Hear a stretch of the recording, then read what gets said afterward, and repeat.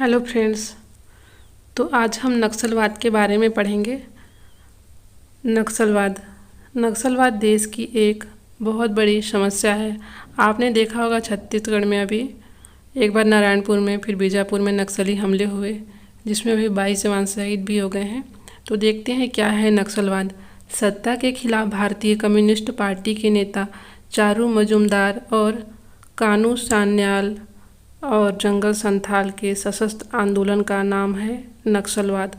तो यह चारू मजूमदार, कानू सान्याल और जंगल संथाल, इन्होंने मिलके एक आंदोलन चलाया था, उसका नाम है नक्सलवाद।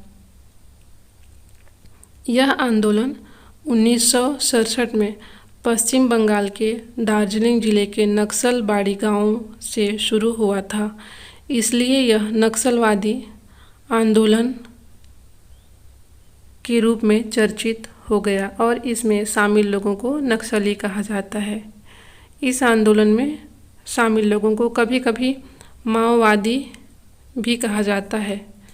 तो नक्सली और माओवादी दोनों में कुछ अंतर है, लेकिन लोग कभी कभी नक्सली को माओवादी भी कह देते हैं, माओवादी शब्द का यूज़ करते हैं। तो देखते हैं नक्सलवाद और माओवाद में अंतर। नक्सलवादी और माओवादी दोनों ही आंदोलन हिंसा पर आधारित है, लेकिन दोनों में फ़र्क यह है कि नक्सलवाद बंगाल के नक्सलबाड़ी में विकास के अभाव और गरीबी का नतीजा है, जबकि चीनी नेता माओ त्से-तुंग की राजनीतिक विचारधारा से प्रभावित मुहिम का नाम माओवाद है। तो यह इन दोनों में अंतर है। माओवाद है जो कि राजनीतिक विचारधारा से प्रभावित है, यह माओवाद है जो कि चीनी नेता माओ त्से-तुंग से प्रभावित है। और नक्सलवाद यह बंगाल के नक्सलबाड़ी में प्रारंभ हुआ था।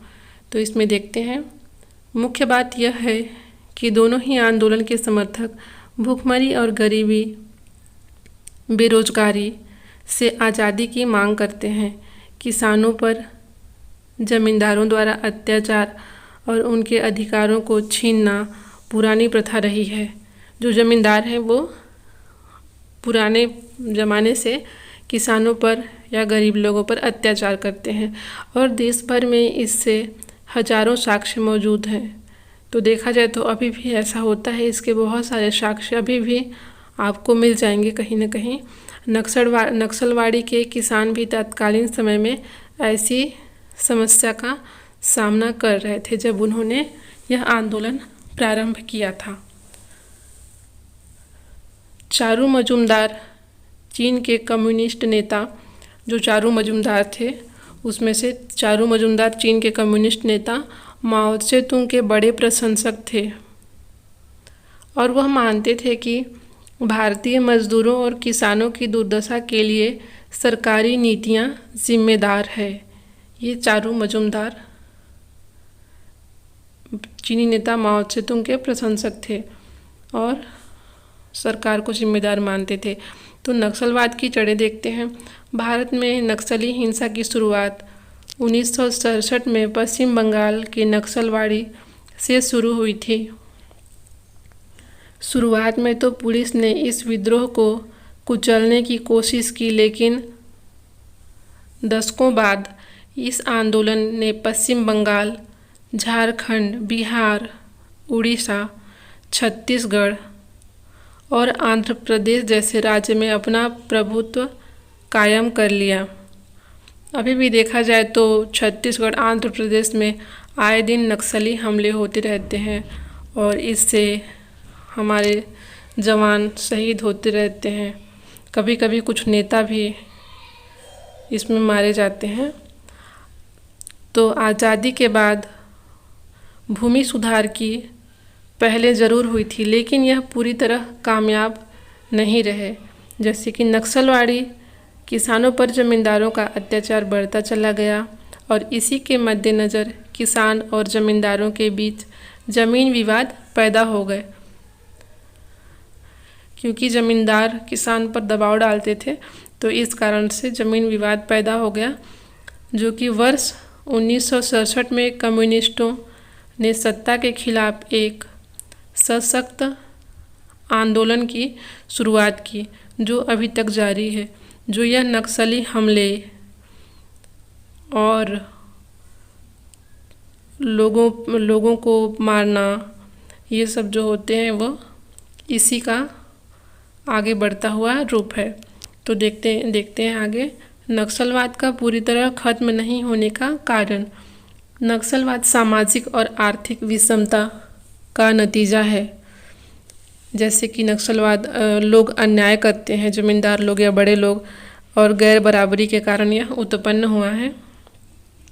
यह आंदोलन छत्तीसगढ़ के बस्तर, उड़ीसा के मलकानगिरी, यहाँ पे भूखमरी, कुपोषण, गरीबी एक सामान्य बात है, लेकिन इसके साथ ही यहाँ पे स्वास्थ्य सुविधा का अभाव में यहाँ के लोग बीमारियों से जूझते हैं और उनकी असामयिक आश्चर्यजनक मौत हो जाती है। लेकिन वहीं देश के कुछ तबके के लोग अच्छे सुख सुविधा, आलीशान बंगलों में रहते हैं। तो यह जो असमानता है या गैर बराबरी है, सामाजिक आर्थिक असमानता, इसके कारण नक्सलवाद पूरी तरह से खत्म नहीं हो रहा है। कोई बहुत ही गरीब है जिसके पास खाने, पहनने, रहने को घर नहीं, और कोई बहुत ही अमीर है। तो इस तरह से देखते हैं आगे। अंतर्राष्ट्रीय अधिकार समूह ऑक्सफैम के अनुसार भारत के 1% लोगों ने देश के 73% धन पर कब्जा किया हुआ है।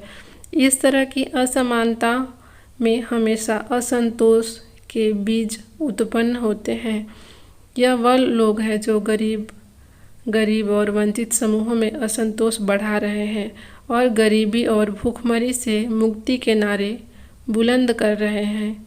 इन्हें असंतोष की वजह से नक्सलवादी सोच को बढ़ावा मिल रहा है, क्योंकि वो लोग कहीं ना कहीं वो संतोष नहीं है, वो असंतोष है लोगों से। विश्व असमानता रिपोर्ट के अनुसार भारत की राष्ट्रीय आय का 22% भाग सिर्फ 1% लोगों के हाथों में पहुंचता है, और यह असमानता लगातार तेजी से बढ़ रही है। मतलब इसका तात्पर्य यह है कि जो लोग अमीर हैं वो अमीर होते जा रहे हैं, और जो गरीब हैं वो रोटी, कपड़ा और मकान से ही ऊपर नहीं उठ पा रहे हैं। तो इसलिए असमानता बढ़ती जा रही है। जो असमानता है लोगों के बीच की, वो कम नहीं हो रही है। जो गरीब है वो और गरीब है, वो गरीब ही है, और जो अमीर है वो और अमीर होता जा रहा है। तो इसके बीच की जो असमानता है और बढ़ रही है। तो देखते हैं सरकार क्या पहले की हैं। जैसे सरकार इंफ्रास्ट्रक्चर, सड़क, पुल, स्कूल, हॉस्पिटल जैसे कार्यों पर काम कर रही है। मोबाइल टावर, सड़क ये लगवा रही है। लेकिन जो नक्सली हैं वो खनन जैसी सरकारी नीतियों के विरोध में उनमें काफ़ी आक्रोश रहता है। तो देखते हैं आगे नक्सली जो हमले होते हैं उनको कम करने के लिए क्या कोशिश करनी चाहिए। तो हिंसा की घटनाओं के साथ साथ ग्रामीणों के अधिकारों और उनकी समस्याओं को भी प्रकाश में लाने की ज़रूरत है। स्थानीय लोगों को भरोसे में लेना और हथियार उठा चुके लोगों से बात कर मसले का हल निकालने की कोशिश करनी चाहिए। और गरीबी, भूखमरी जैसे मुद्दों पर भी बात करनी चाहिए कि जो लोग हैं जो बहुत पिछड़े इलाके में रहते हैं वहाँ के लोगों को सारी सुविधा मिलनी चाहिए। रोटी, कपड़ा और मकान, हर व्यक्ति को सम्मान से जीने की ये सभी बुनियादी ज़रूरत पाने के हकदार हैं। तो ये सभी इनको मिलनी चाहिए। तो आज के क्लास में इतना ही। Thank you very much. और मेरी आपसे रिक्वेस्ट है कि अभी तक अगर आप सब्सक्राइब नहीं किए हैं तो प्लीज़ सब्सक्राइब कर लीजिएगा और बेल आइकन भी प्रेस कर दीजिएगा। अगर वीडियो अच्छी लगी तो लाइक और कमेंट ज़रूर करिएगा। Thank you very much. मिलेंगे नेक्स्ट वीडियो में।